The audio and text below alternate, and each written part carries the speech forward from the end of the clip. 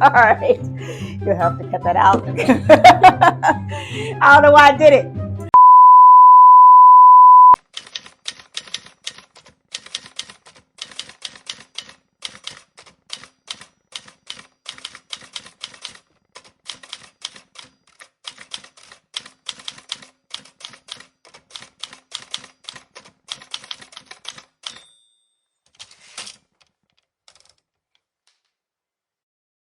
In this video, I'm going to talk about something I rarely have an appetite for and have to remember to honor the 4 agreements when someone tries to pull one over on me. Want to know what it is? Lying. Lying and the infamous dishonest coworker. I will share strategies for how to handle this disruptive behavior while, you guessed it, protecting your peace. Welcome to the Agile Leader channel with me, Pia Fitzgerald, where I provide tools for increasing confidence, connection, and collaboration.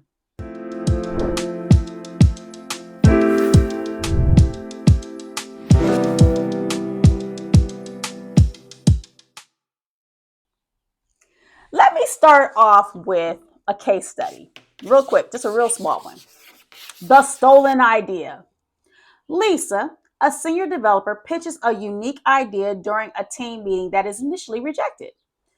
A few weeks later, she notices that Mike, a colleague who attended the meeting, presents, you guessed it, a very similar idea to management, claiming it as his own. And it's well received.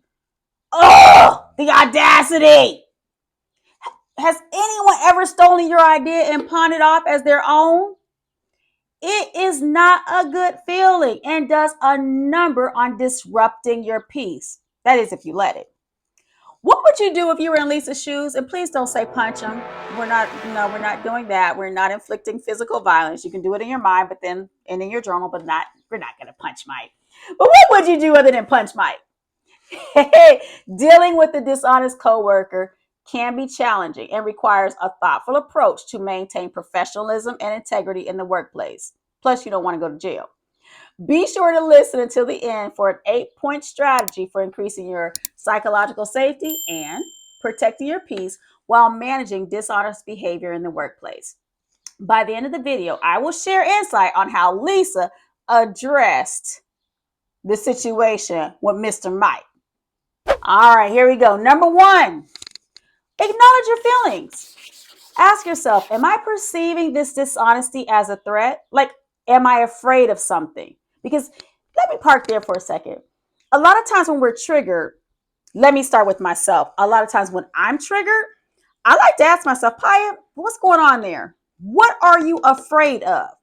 Because when I get honest with myself and look closely at why I'm triggered, what am I afraid I'm going to lose?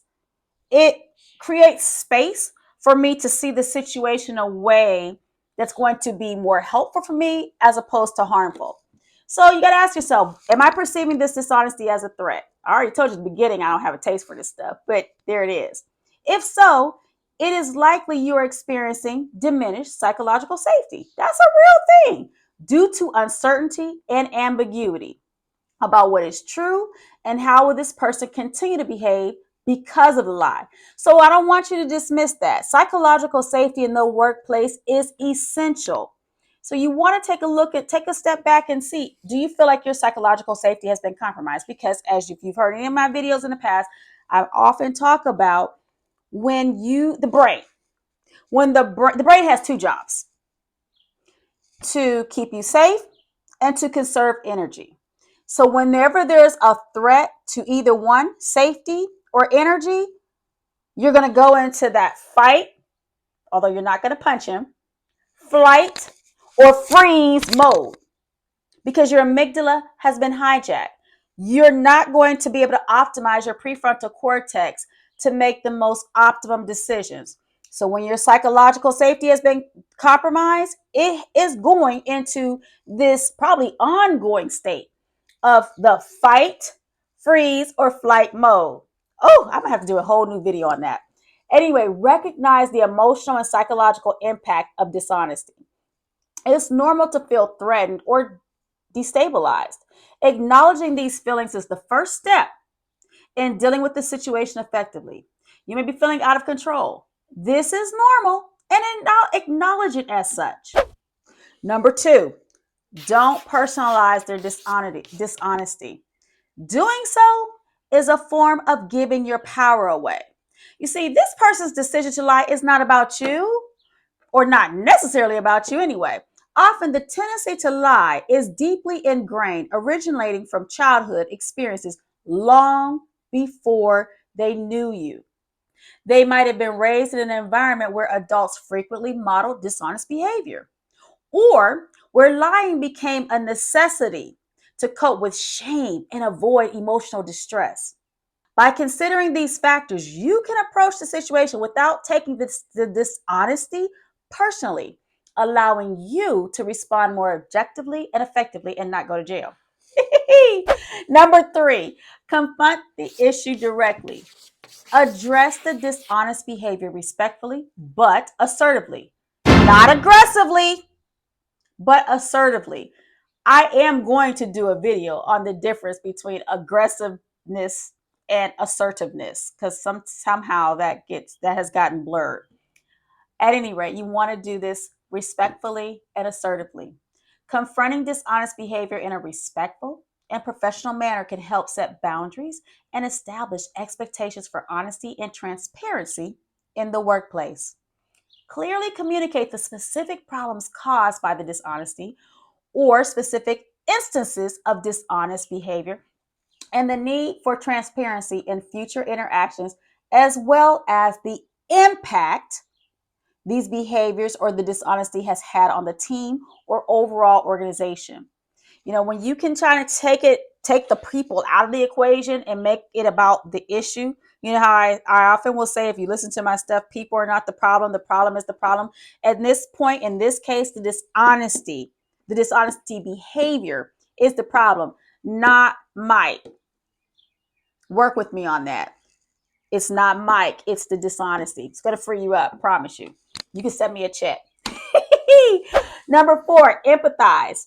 Approach the situation with empathy. Yes, I am asking you to empathize with someone demonstrating dishonest behavior. If you understood the psychology behind why someone lies and you understood it from a place of power, a position of power, and a position of empathy, oh my goodness, it will free you up. Become curious about the reasons behind the dishonesty, which could range from the fear of failure to pressure to perform. Remember, you don't know what their childhood was like, nor is it any of your business, but that's just the point. You don't know what they brought into that workspace, what they still have not dealt with, and how it's manifesting in the work they're doing with you.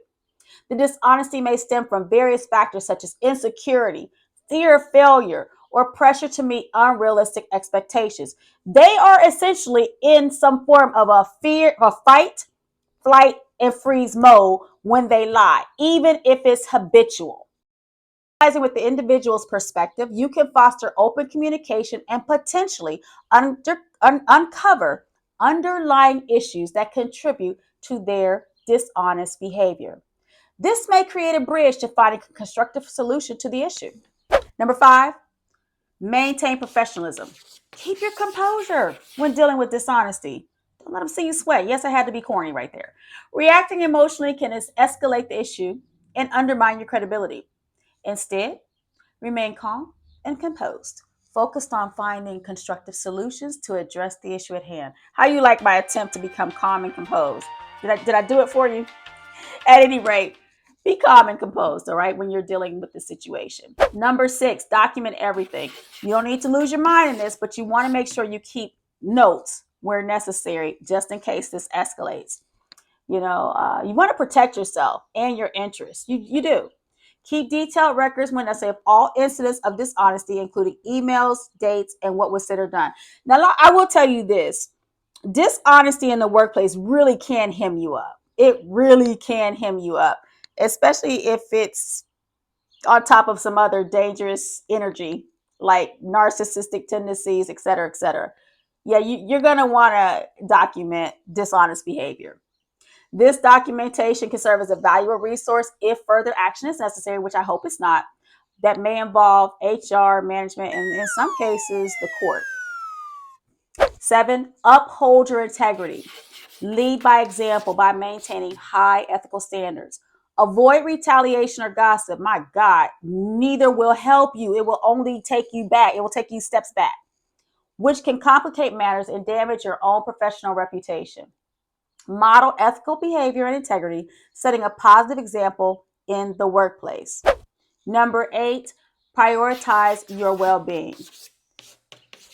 Prioritize your mental and emotional well-being when dealing with a dishonest person in the workplace. I mean, do that with a dishonest person in your family or anywhere for that matter. Protect your peace by not allowing the dishonesty to consume you. Recognize that you cannot control the actions of others, but you can control how you respond to them. Engage in self-care practices like mindfulness activities, exercise, eating nutritious foods. Seek support from trusted colleagues or friends when needed. Not gossiping, but support, constructive support. Shoot, you might even want to begin participating in the little treat club on Fridays. I'm actually a member myself of the Tiny Little Treat Club. You might want to participate in the Tiny Little Treat Club to celebrate your hard mental and emotional work in dealing with this dishonest behavior. All right, before I go, let me share with you how Lisa handled that situation with Mike regarding the stolen idea. So, when Lisa, a senior developer, discovered that her colleague Mike had presented her original idea as his own to management, she decided to handle the situation with tact and professionalism. Initially, she took time to assess her feelings and the implications of confronting Mike, acknowledging the disappointment and betrayal she felt. She had to acknowledge that. She didn't need to be tough about it. She's human. Recognizing that the idea theft might not be a personal attack, but rather a misguided attempt by Mike to gain approval. Lisa chose not to take the incident personally. Okay, by recognizing that, she chose not to take the issue personally. 4 agreements. This perspective helped her maintain her composure and objectivity. Then, Lisa decided to address the issue directly, but diplomatically. She requested a private meeting with Mike to discuss the similarity between her previously proposed idea and the one he presented. During the meeting, she calmly presented her case, backed by notes and materials from the original team meeting where she had first introduced the idea. Lisa emphasized the importance of collaboration, credit, and transparency in their work environment. Following the discussion with Mike, Lisa arranged a meeting with their manager to further clarify the origins of the idea, ensuring to communicate her contributions clearly and professionally. She proposed that moving forward, all team members document and share contributions during brainstorming sessions to avoid similar situations. Look at that proactivity there. Her proactive and constructive approach not only resolved the immediate issue, but also helped establish clear guidelines for attribution and teamwork within the department. Navigating the complexities of the workplace can be challenging at times, especially when we encounter people who just flat out lie, or if euphemistically stated, they've been less than honest. Lord have mercy. Dealing with folks who fib in the workplace can be mentally, emotionally, and professionally taxing. However, it's crucial to develop strategies to handle these situations effectively while maintaining our integrity and professionalism. Doing so helps build your confidence, create space for healthy connections, even within boundaries, and makes it more likely for personal psychological safety necessary for effective collaboration. What do you think about that? Sounds good? All right. So before I go, let me leave you with a little chuckle. Here it is. What do you get when you cross a liar with a peaceful person? Tranquillities. I don't know. I like it. Look at the spelling. It's funny. If you found a useful tip in this video, which you should have, my goodness, you should have. Or if I wormed the cockles of your heart, hey, I tried. I would appreciate you hitting the like button. Go ahead. It doesn't cost you anything. And sharing feedback. Come on. Speak to me. And remember to subscribe. Doesn't cost you anything, folks.